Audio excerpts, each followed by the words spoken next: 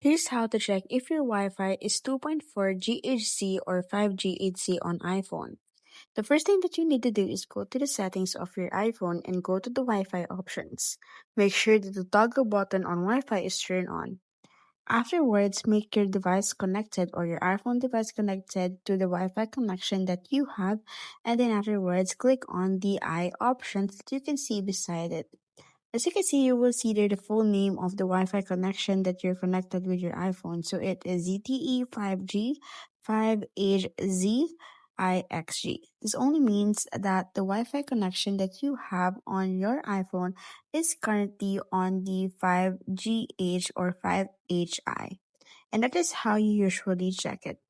So to confirm, you can just go ahead and copy the router number and paste it on Google, Safari, or Chrome, and you can just go ahead and log in through it, and then you will be able to see there the full information on your router. Make sure that the password that you put is correct to avoid compliance.